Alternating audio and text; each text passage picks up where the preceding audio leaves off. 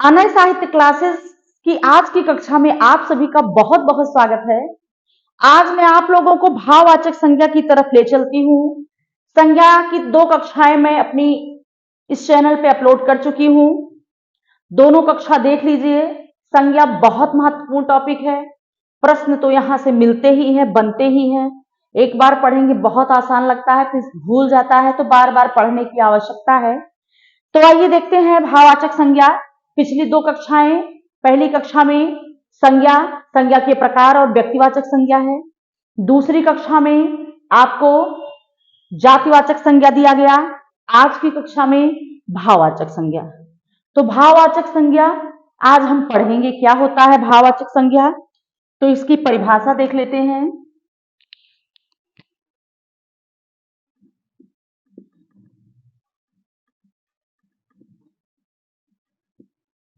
भाववाचक संज्ञा की परिभाषा में जिस संज्ञा से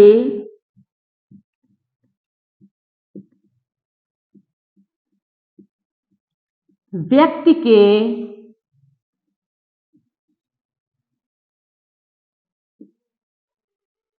गुण, व्यक्ति के गुण, धर्म, दशा अथवा गुण, धर्म,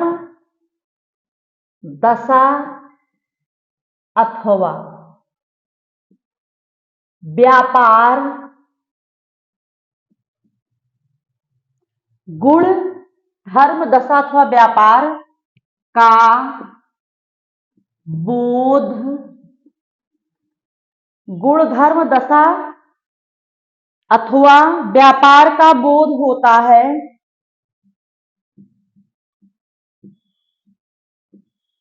उसे भाववाचक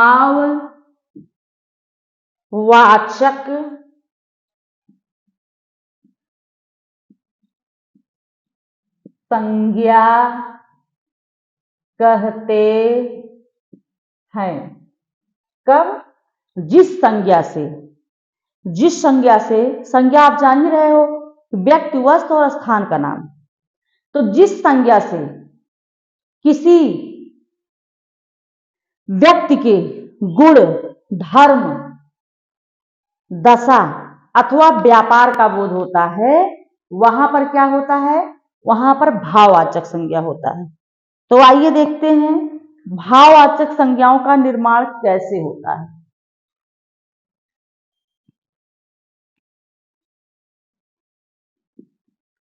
भाववाचक संज्ञा का निर्माण कैसे होता है? भाववाचक संज्ञा, यही देखने की जरूरत है। तो आइए देखते हैं। जैसे जातिवाचक संज्ञा से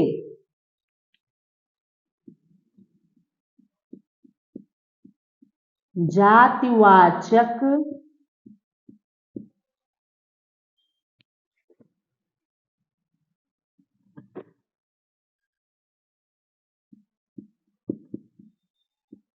संज्ञा से, तो जातिवाचक संज्ञा क्या है? जैसे बूढ़ा, बूढ़ा जातिवाचक संज्ञा है। बूढ़ा से बनता है बुढ़ापा। बुढ़ापा एहसास की चीज होती है। जैसे कुछ लोग कहते हैं बुढ़ापा आ गया है, तो बुढ़ापा जो है ये भाववाचक संज्ञा है। ठीक। अगला है जैसे लड़का,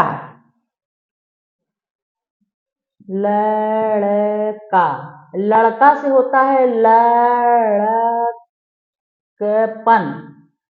लड़का जो है जातिवाचक संज्ञा है, तो जातिवाचक संज्ञा से भाववाचक संज्ञा लड़कपन बना। लड़कपन, बुढ़ापा, ये सब क्या है? ये भाववाचक संज्ञा है। जैसे मित्रता, मित्र जातिवाचक संज्ञा है।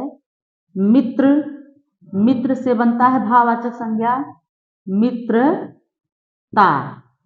मित्रता बनता है। जैसे बनता है पंडित, पंडित, पंडित भी जातिवाचक संज्ञा है, इससे भाववाचक बनेगा पंडिताई।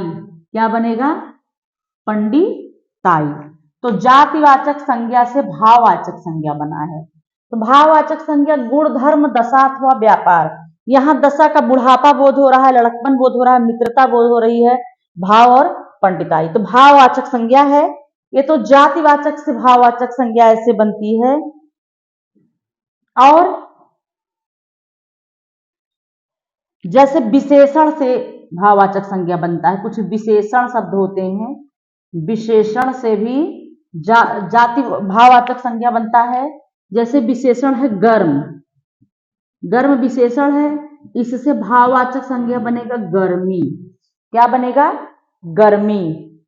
कठोर, कठोर विशेषण है, इससे भाववाचक संज्ञा बनेगा कठोरता। क्या बनेगी? कठोरता। जैसे है मीठा, मीठा तो विशेषण होता है, आप जानते ही हैं, मीठा तीखा, तो मीठा से होगा मिठास। क्या होगा? मिठास। मिठास क्या है? भाववाचक संज्ञा। तो विशेषण गर्मी से, जैसे यहां पर भाववाचक संज्ञा क्या होगी? गर्मी। भाववाचक संज्ञा क्या होगी? कठोरता। भाववाचक संज्ञा क्या होगी? मिठास, जो कि विशेषण से बना हुआ है। यहाँ पर जैसे चतुर भी विशेषण होता है, मूर्ख विशेषण, मूर्ख से मूर्खता, चतुर से चतुर, चतुराई, ना। तो ये जो है विशेषण से जो क्या बनता है? भाववाचक संज्ञा।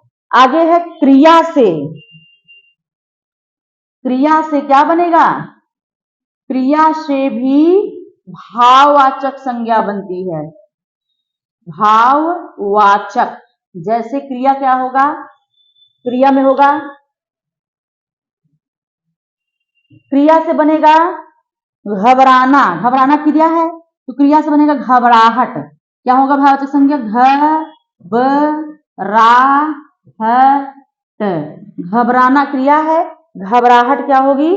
भाववाचक संज्ञा। भाववाचक संज्ञा। जैसे सजाना से सजावट। सजावट क्या होगा? सजाना क्रिया है, सजावट हो जाएगा, क्रिया से भाववाचक संज्ञा सजावट हो गया। सजाना क्रिया है, सजावट जो है भाववाचक संज्ञा हो गया। आगे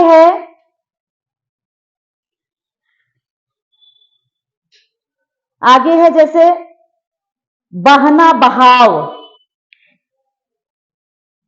बहना बहाव, बहाव जो है ये भाववाचक संज्ञा है। बहाव। मार, भाववाचक संज्ञा। ठीक, तो इस प्रकार से क्रिया से भी भाववाचक संज्ञा होती है। तो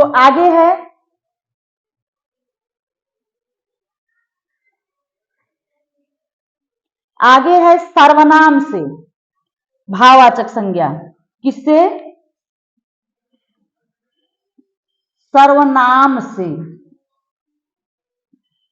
भाववाचक संज्ञा।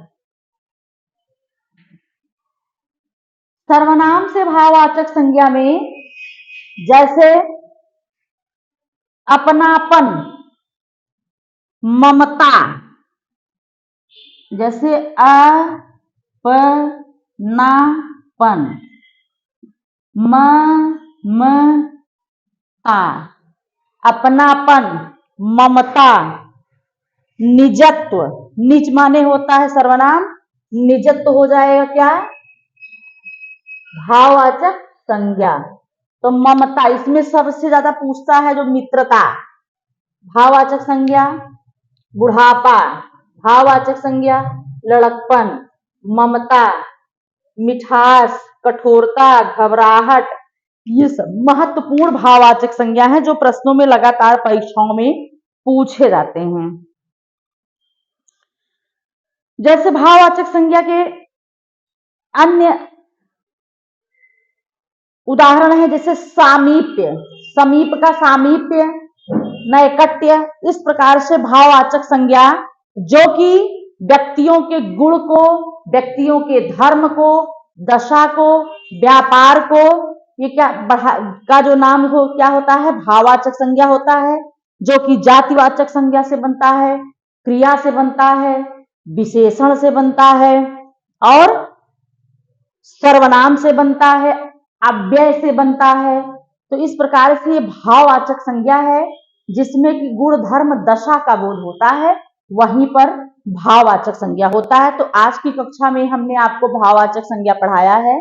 अगली कक्षा में दो संज्ञा पढ़ाएंगे, एक तो द्रव्यवाचक संज्ञा और दूसरा समूहवाचक संज्ञा। आज की कक्षा में इतना ही, फिर आपको मिलते हैं। धन्यवाद।